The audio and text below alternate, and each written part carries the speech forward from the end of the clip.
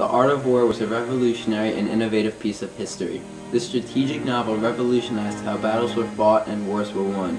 Written by Sun Tzu in the 6th century BC, it explains military tactics used to win wars. It is filled with chapters composed of different aspects of warfare. It is one of the oldest books on military strategy and influenced many different armies. The teachings of the art of war have been used in many different battles, wars, and by many different generals across the world and throughout time. Sun Tzu was a military general during the 6th century BC in China. According to a traditional source such as the 2nd century biography written by Sima Qian, he was born in the Qi nation during the spring and autumn period. He was a general for the Wu dynasty. He fought against various bordering nations that sought control for areas in China. He wrote the book after his battles to explain the best ways to win in any situation. He supported his theories based on his success on the battlefield. Sun Tzu is an extremely skilled leader of his time. He was able to turn even the most stubborn of people into soldiers. One great example was his ability to turn the king's concubines into fighters. His ability as a commander is what influenced his novel. The actual book, The Art of War, was written on bamboo, separated into 13 chapters. Each chapter had its own strategy on overcoming a situation. Chapter 1. Laying Plans. This chapter was mostly about the organization of an army, the discipline that should be done on the troops, and the basic understanding of war. This chapter stresses use of deception and other tricks to use in war. Chapter 2. Waging War. This chapter is about the costs of war and the cost of lives in war. Chapter 3. Attack by Stratagem. This describes how to command your army and important things one should and shouldn't do when commanding or leading. Chapter 4. Tactical Dispositions. This informs how to defend certain positions and how and where to place your army, and more importantly how to make the best of the opportunities given. Chapter 5. Energy. Is how to gain and use momentum in battle. Chapter 6. Weak points and strong. It talks about the strong and weak points of an enemy and how to use them to your advantage. Chapter 7. Maneuvering. How to maneuver your forces to give you the advantage. It also explains how to set up the men and where to rest when in war. Chapter 8. Variation and Tactics. How to be flexible in your responses to certain situations and how to deal with changing circumstances. Chapter 9. The Army on the March. Describes where to camp, how to set up camp, and what to do in enemy territory and how to interpret your soldiers. Chapter 10. Terrain.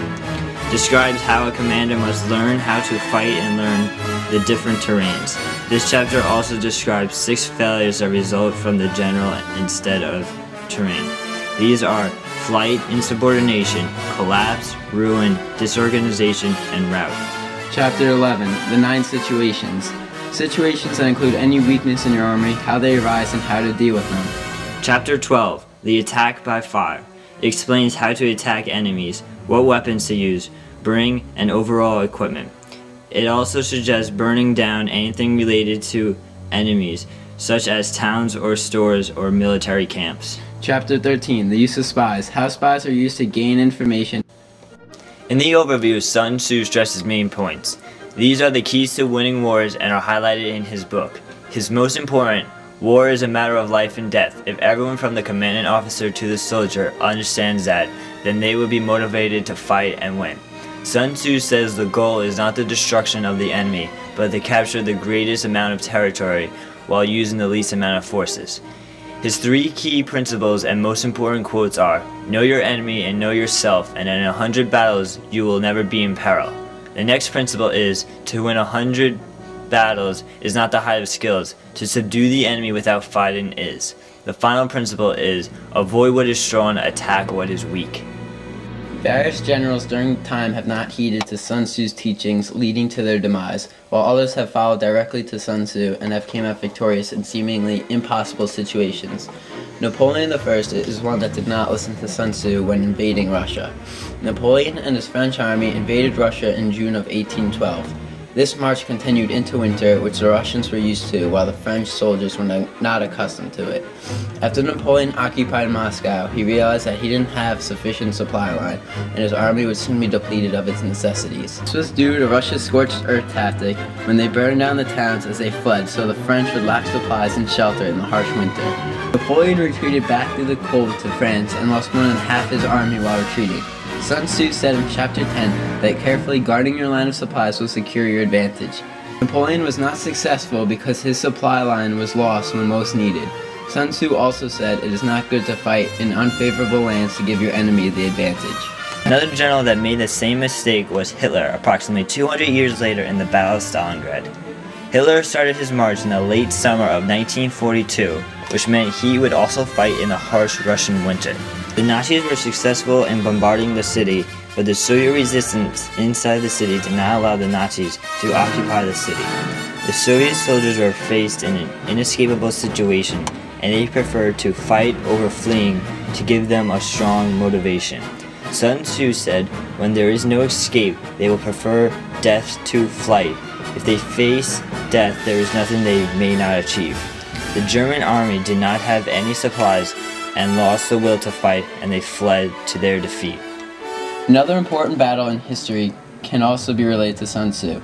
Allied preparations for Normandy in 1944 was based on keeping the activities in England secret from the Germans. The British, upon the start of World War II, picked up and bribed German spies to become double agents. Sun Tzu said it was essential to seek out enemy agents who have come to spy against you and bribe them to serve you. The British was also able to decode German messages. Operation Fortitude was a deception plan for D-Day in Normandy to disguise the true area of invasion. It involved setting up fake forces to trick the Germans to think the Allies were invading at Pas-de-Calais. The Allies set up inflatable Allied tanks and vehicles so the Germans would see what seemed to be an invasion coming. They also fed information to the double agents to inform German officers of the attack at Calais. This strategy worked so well that Hitler didn't move his forces from Calais until weeks after the initial invasion at Normandy. This tactic was also part of Art of War. Sun Tzu says that all warfare is based on deception. Sun Tzu praised the intelligent general over the strong army. During the Vietnam War, the North Vietnamese could not compete against a large and powerful U.S. army. The only way they could have won was by using guerrilla tactics and avoiding full frontal war. Soldiers of the North would stalk and attack the U.S. in the jungles when opportunities were the best. The Tet Offensive allowed the North Vietnamese to attack the South and the U.S. by surprise and attacking multiple locations at once to divide forces. One important thing that the North followed was Sun Tzu's quote, "Use a direct attack to engage and an indirect attack to win." Northern Vietnamese used this tactic to trick the U.S. Another reason why the U.S. failed in this war was they did not follow Sun Tzu's main principle of moral influence. They weren't fighting their own battle, and as a result, they struggled to succeed. They also did not have the support of the citizens back home.